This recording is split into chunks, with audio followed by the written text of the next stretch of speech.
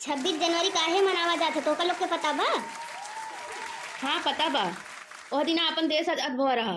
तो का कही थी कि फालतू बकवास मत करा कर, यही बिना तो का नहीं बुलाई। 26 जनवरी 1950 के अपन संविधान लागू हुआ रहा। अपन देश एक गणतंत्र देश बना। अम्मा गणतंत्र के मतलब? जनता के देश, जनता सरकार चुनी। अब झंडा फहर गवा बा, चला गीत गनोई होई, फिर ओकरे बाद जलपान होई। अम्मा ओका तो ध्वजारोहण कहा थी नी। अब ढेर के हमका मत सिखाओ। जब देश की आजादी मिली ही ना, हम छोड़ के रहे, हमका सब पता बा। लहरे लहरे लहराई रे मोरा झंडा तिरंगा। लहर लहर लहराई रे मोरा झंडा तिरंगा। लहर लहर लहराई रे मोरा झंडा तिरंगा। लहर लहर लहराई रे मोरा झंडा तिरंगा। ए अम्मा कुछ देश के बारे में बतावा ना, कुछ कहा ना अपने देश के बारे में। अरे ओका खाई खाई जन मोटान जाता हूँ, ओका ना खाली वक्तव्य कहा थी नी, कुछ कहा ही नहीं कहते। सरल भाषा में ओका भाषण बोला थी नी। मुझे न तन चाहिए न धन चाहिए, बस अमन से भरा ये वतन चाहिए। जब तक जिंदगी रहे इस वतन मातृभूमि के लिए, और जब मरूं तो तिरंगा कफन चाहिए। वाह अम्मा वाह, हमरे मन के बात कही तू। तई मुटकी ना दूसर कुछ समझ के बोलत है। हम इतनी जल्दी न मरब। गूंज रहा है दुनिया में हिंदुस्तान का नारा, चमक रहा है आसमान में ये तिरंगा हमारा। तालियां।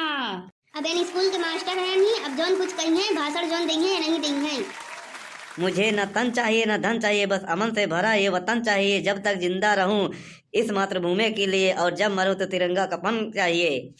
आज 26 जनवरी हमारे देश का गणतंत्र दिवस। इस पावन अवसर पर आप सभी का गणतंत्र दिवस की हार्दिक शुभकामनाएं। भारतवासियों, हमारा देश 15 अगस्त 1947 को आज़ाद हुआ, लेकिन हमारा संविधान 26 जनवरी 1950 को लागू हुआ। इसी दिन हमारा भारत देश पूर्ण गणतंत्र बना। तब से हर साल हम 26 जनवरी को धूमधाम से गणतंत्र दिवस मनाते हैं। देशवासियों, हमारे देश का संविधान दुनिया का सबसे बड़ा लिखित संविधान है। हमारे देश में संविधान देश के सभी नागरिकों को एक सूत्र में बांधे रखता है। भारत रत्न डॉक्टर भीमराव अंबेडकर जी हमारे संविधान के रचयिता हैं। इस देश का संविधान प्रेम बिहारी रायजादे ने लिखा था। ना पूछो जमाने से कि क्या हमारी कहानी है, हमारी पहचान तो सिर्फ ये है कि हम सब हिंदुस्तानी हैं। हम सब 26 जनवरी के इस पावन मौके पर एक प्रण लेते हैं कि भले ही आपके पैरों में चप्पल या जूते ना हो, एक रोटी कम खाएं, लेकिन अपने बच्चों को शिक्षा अवश्य प्रदान करें। शिक्षा और संस्कार अपने जीवन को सुदृढ़ एवं समृद्धि बनाती है।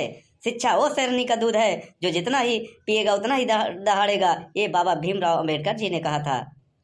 इस देश को आज़ाद कराने के लिए बहुत बहुत क्रांतिकारियों ने अपना बलिदान दिया है। जैसे नेता सुभाष चंद्र बोस जी ने पढ़ाई लिखाई किया और पैदल ही यात्रा करके जर्मनी पहुंचे और जापान गए, वहां से मदद लेकर सेना बनाई। उस सेना का नाम था आज़ाद हिंद फौज।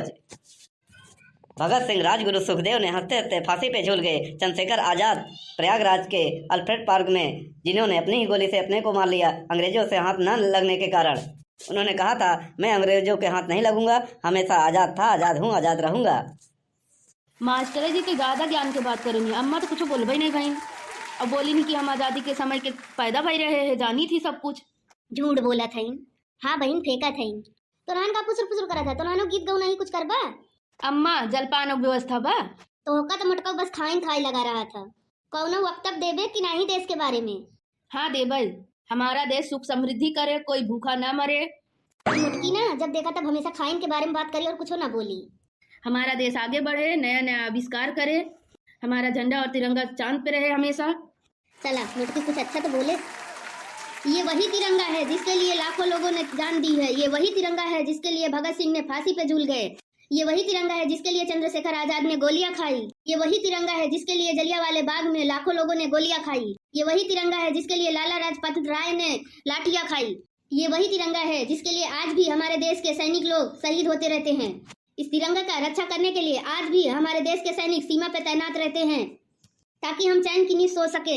हमारे देश के सैनिक महान हैं जो हमारी रक्षा करते हैं अपने प्राणों का बलिदान देकर। हमारा देश पहले से ज़्यादा तरक्की कर रहा है। शिक्षा, रोजगार, तकनीकी पर ज़्यादा ध्यान दे रहा है। हम दुनिया की अर्थव्यवस्था एवं सुरक्षा एवं अन्य कारणों में चौथे नंबर और तीसरे नंबर पे आ चुके हैं।